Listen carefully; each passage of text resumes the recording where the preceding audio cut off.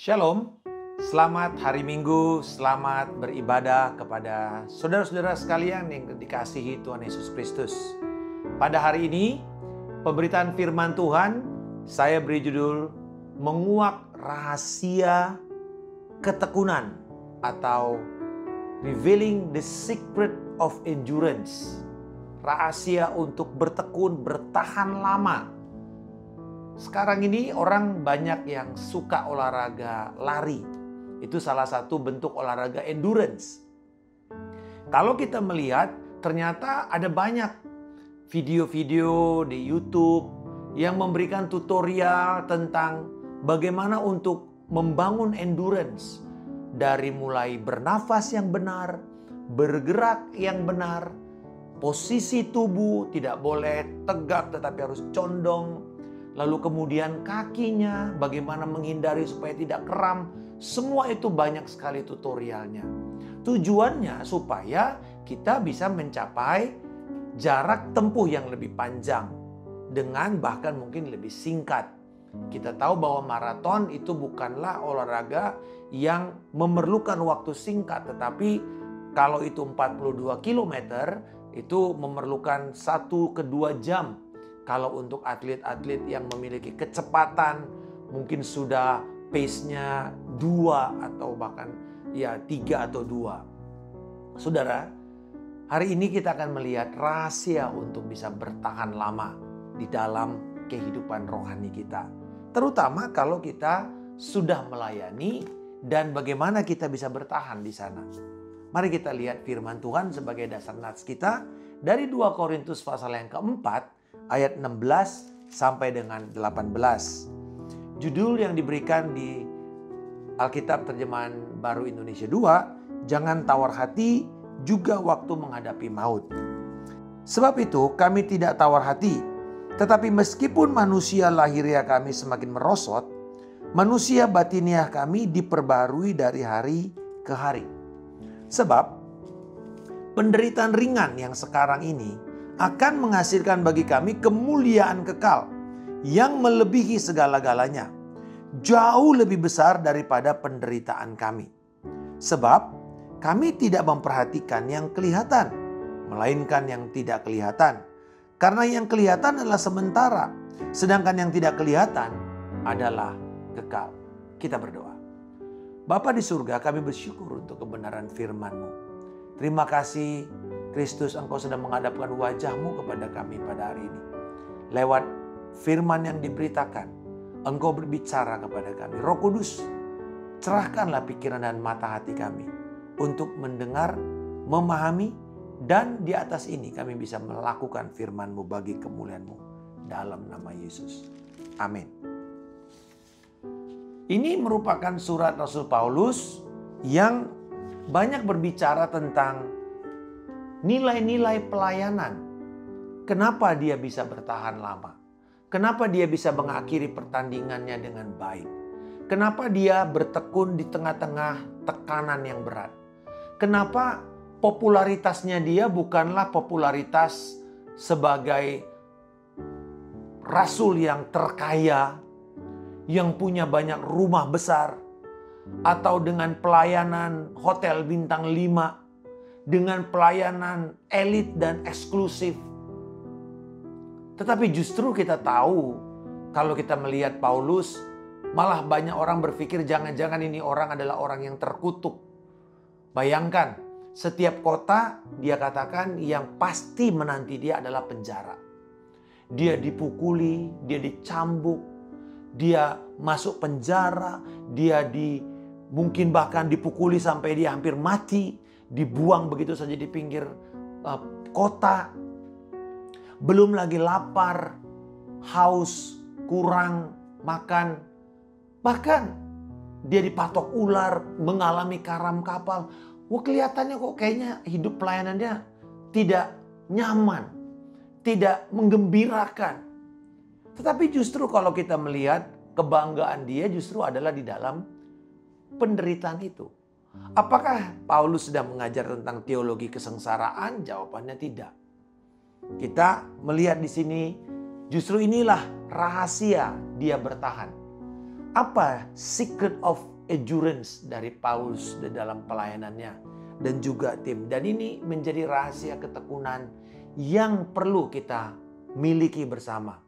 Ada 3 rahasia di sini yang sangat penting yang akan membantu kita untuk melayani dan menyelesaikan pertandingan kita hingga akhirnya dengan baik.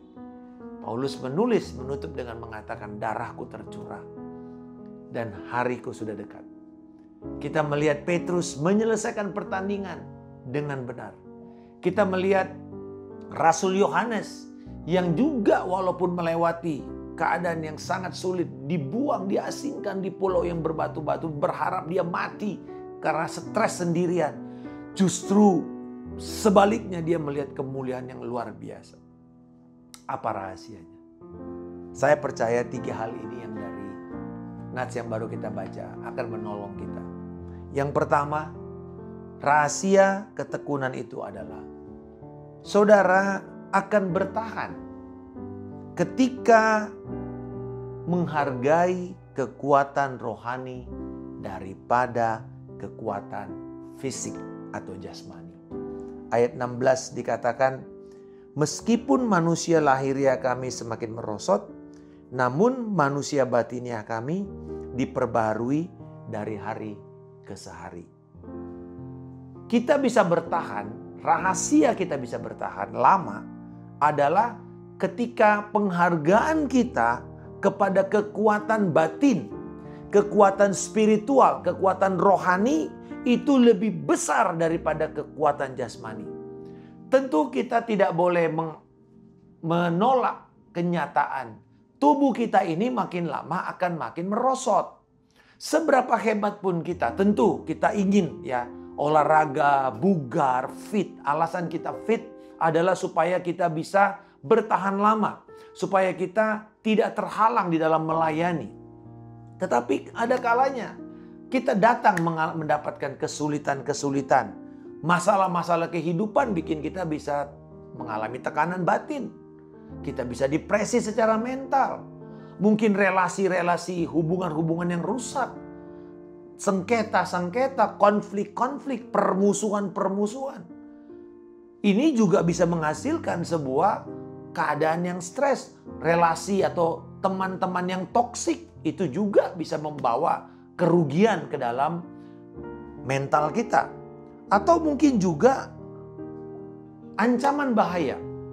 Baik itu aniaya, fisik, sakit penyakit, kekurangan, kemiskinan.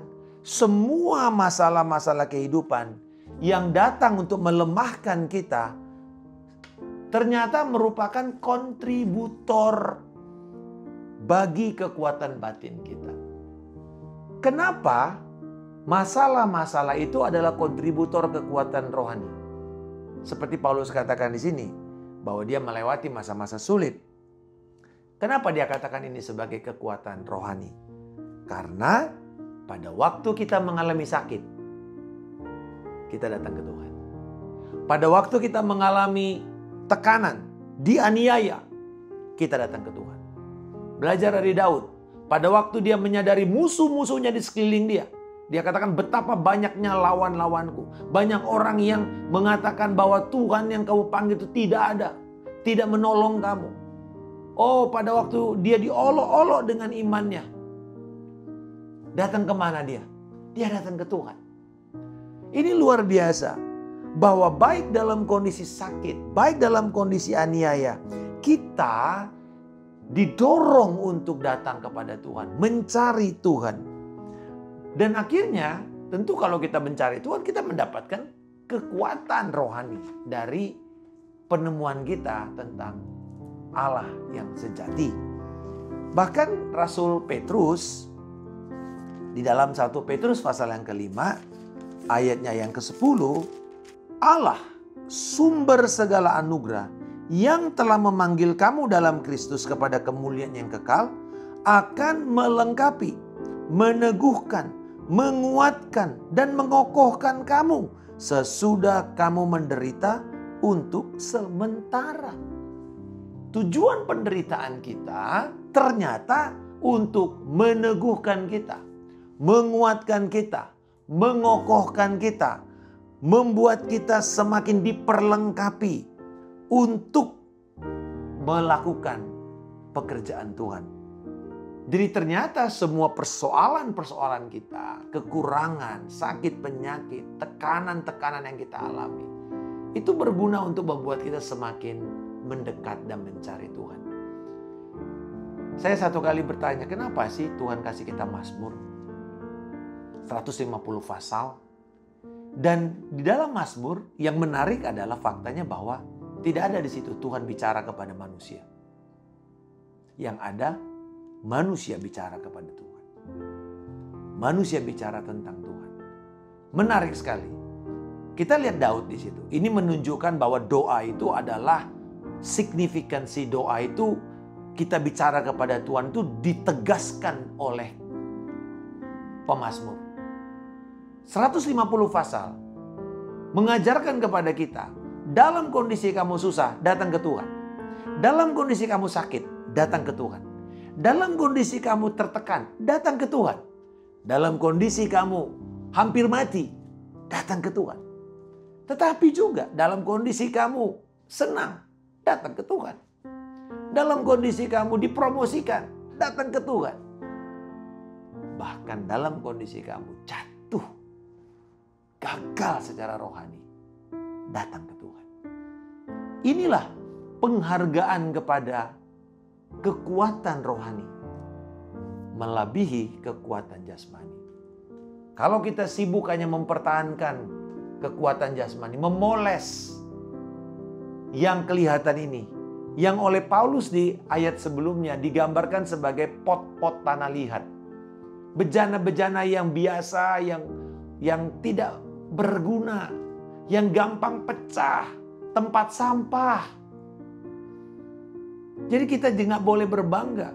Kita jangan fokus kepada bagaimana menghias, membuat pita, membuat keren pot-pot bunga yang sebentar hancur, disenggol, jatuh, pecah. Walaupun didandanin, tapi tetap tidak bisa memperlihatkan kemuliaan Tuhan yang nyata. Karena kemuliaan Tuhan yang nyata itu nanti kita lihat bukan di dalam perkara jasmani, melainkan di dalam perkara rohani. Jadi rahasia pertama, Anda bisa bertekun, Anda bisa bertahan lama di dalam mengikut Tuhan adalah menghargai kekuatan rohani daripada kekuatan jasmani. Rahasia kedua, melihat kemuliaan kekal. Sebab penderitaan ringan yang sekarang ini akan menghasilkan bagi kami kemuliaan kekal yang melebihi segala-galanya. Kata yang kedua ini penting, kemuliaan kekal. Apa itu Pak kemuliaan kekal? Kita tahu kata kemuliaan itu kabot, itu bobot, berat. Kita tahu bahwa kemuliaan itu kalau Tuhan turun kemuliaannya itu orang-orang rebah. Shekinah glory, kemuliaan yang turun memenuhi bait suci itu membuat orang-orang rebah pada waktu Salomo selesai berdoa. Kemuliaan Tuhan yang kekal pasti juga bicara tentang apa yang kita lihat dan kita nikmati di sorga mulia. Tetapi saudara-saudara, sebenarnya apa sih kemuliaan kekal? Dikatakan penderitaan itu menghasilkan bagi kita kemuliaan kekal yang melampaui penderitaan. Apakah ini berarti seperti obat kepada penderitaan kita? Tentu tadi saya katakan penderitaan itu menghasilkan kekuatan rohani. Kekuatan rohani menghasilkan karakter Kristus, kedewasaan, kematangan. Tetapi kata kemuliaan kekal yang dipakai oleh Paulus di sini itu adalah sebuah kapasitas untuk melayani Tuhan. Kapasitas untuk memuliakan Kristus. Kapasitas untuk memuji Dia di sorga.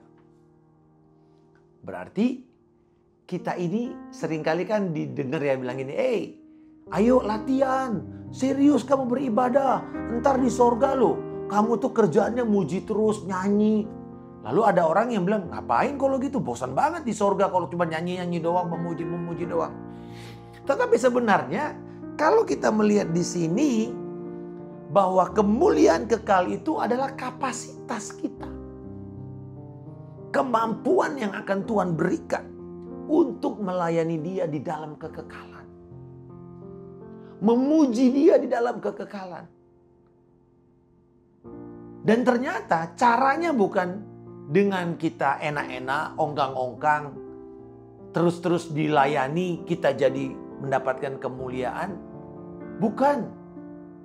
Bukan dengan bernyanyi terus kita mendapatkan kemuliaan, walaupun penyembahan itu salah satu unsur menghasilkan kekuatan rohani. Karena biasanya pada waktu kita mengalami penderitaan, kita mencari Tuhan di dalam apa? Di dalam penyembahan.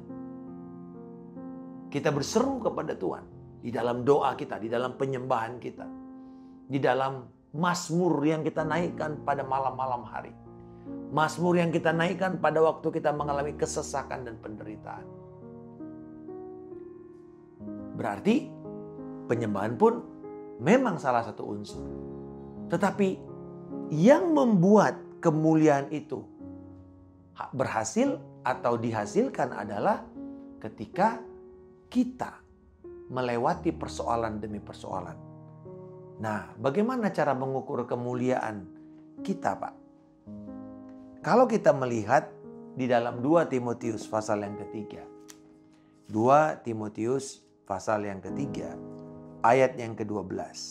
Memang setiap orang yang mau hidup beribadah di dalam Kristus Yesus akan menderita aniaya. Tolak ukur kemuliaan kekal itu dari kesediaan kita untuk menderita bagi Kristus. Menderita pada waktu iman kita itu kita sampaikan ke orang lain, orang mentertawakan kita. Ketika kita memberitakan atau bersaksi, orang mencibir atau bahkan menganiaya kita. Tetapi itulah kemuliaan yang Tuhan akan kembangkan. Jadi kapasitas kita untuk melihat kemuliaan kekal itu diperbesar ketika kita bersedia menderita. Bersedia pikul salib. Bersedia bayar harga. Bersedia pergi melakukan perintah Tuhan, amanat agung di tempat yang tidak kita sukai. Dan sebenarnya kalau kita melihat Tuhan mengatakan kepada kita, Yesus mengutus murid-muridnya di dalam Matius pasal yang ke-10. Kemana dikatakan mereka harus pergi? Dia tidak mengatakan pergilah dan buatlah kebaktian di hotel-hotel yang nyaman. Atau di tempat-tempat yang sangat prestisius. Yang strategis. Yang mewah, yang wangi. Tempat itu tidak salah. Tetapi dikatakan kemana kita mesti pergi. Bukan ke tempat. Bukan disuruh bikin kebaktian. Tetapi kita pergi kepada orang. Sasaran target. Matius pasal yang ke-10 ayat 7 dan 8. Sasaran target kita adalah pertama. Pergi dan sembuhkanlah orang-orang sakit. Artinya Tuhan mau kita pergi kepada orang sakit. Orang yang memerlukan pemulihan. Baik secara rohani. Baik secara fisik. Baik secara mental, pergi kepada mereka. Yang kedua dikatakan bangkitkan orang mati. Artinya mereka-mereka yang sekarat, mereka yang menderita, mungkin bahkan juga kepada orang mati secara fisik untuk kita bangkitkan.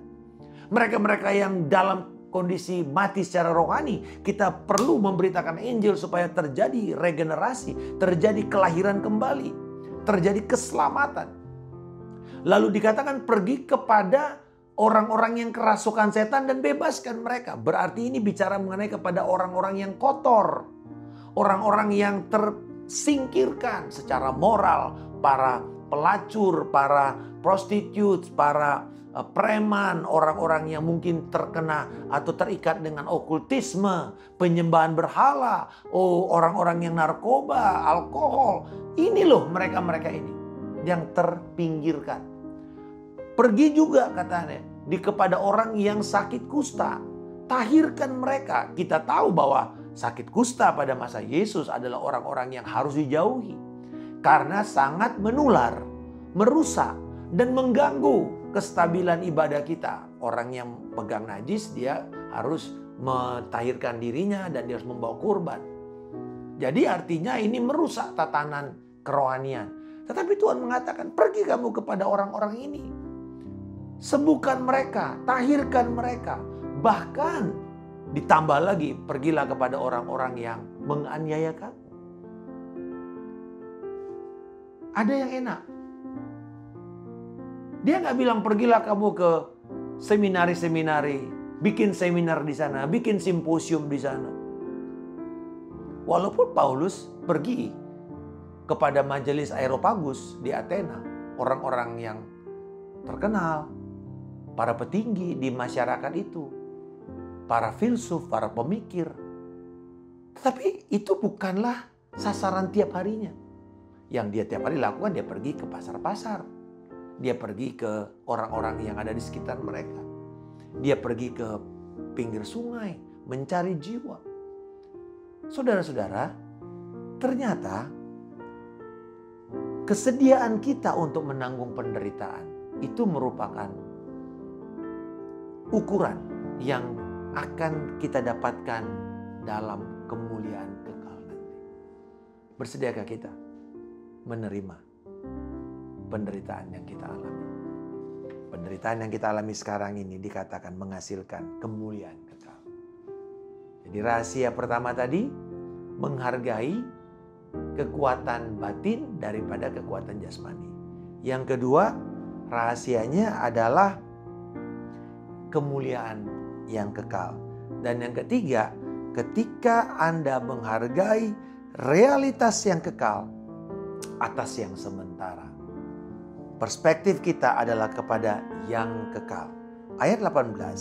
Sebab kami tidak memperhatikan yang kelihatan, melainkan yang tidak kelihatan. Karena yang kelihatan adalah sementara, sedangkan yang tidak kelihatan adalah kekal. Yang sementara itu kelihatan. Yang sementara itu kelihatan. Ini frase penting.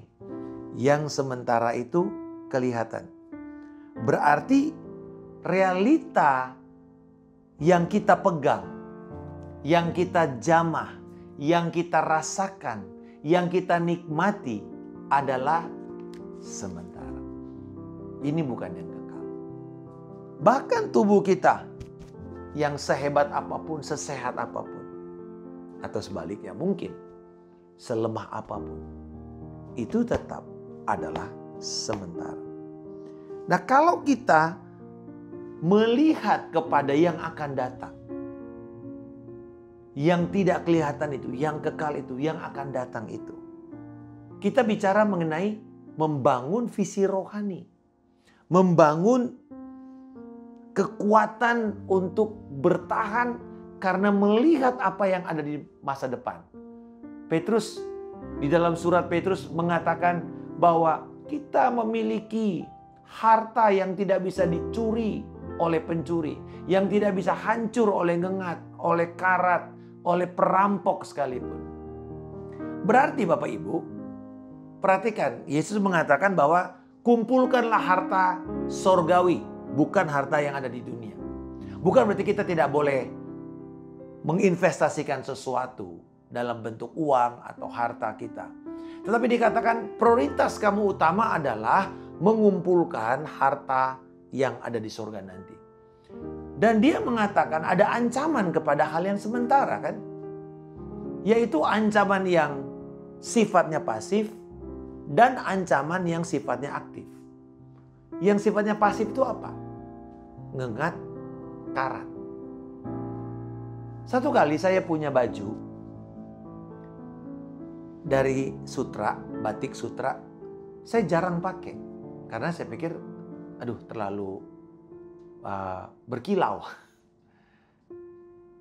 Pelayanan saya banyak ke mahasiswa, banyak ke orang muda, banyak ke tempat-tempat yang sederhana. Sehingga kemudian saya pikir ya sudah saya simpan saja. Nah, satu kali ada satu resepsi dan saya mau keluarkan Padahal baju itu saya simpan di lemari, ada kamper, ada plastiknya. Jadi tidak mungkin berdebu. Tapi kaget saudara saya. Pada waktu saya keluarkan, saya mulai pegang. Tiba-tiba ada yang rentas dan gugur dari baju saya. Mulai bolong-bolong. Saya pikir, dari mana ini? Ternyata baru saya ingat ini sutra. Dan kalau sutra berarti kan dia punya ulat. Dari ulat. Dari yang organik. Saya langsung sadar. Oh, ini yang namanya ngengat. Sama dengan karat. Karat itu tidak perlu harus bagaimana. Tidak perlu besinya itu goncang kiri kanan. Dia diam saja. Bisa karat. Artinya inilah sesuatu serangan yang terjadi diam-diam.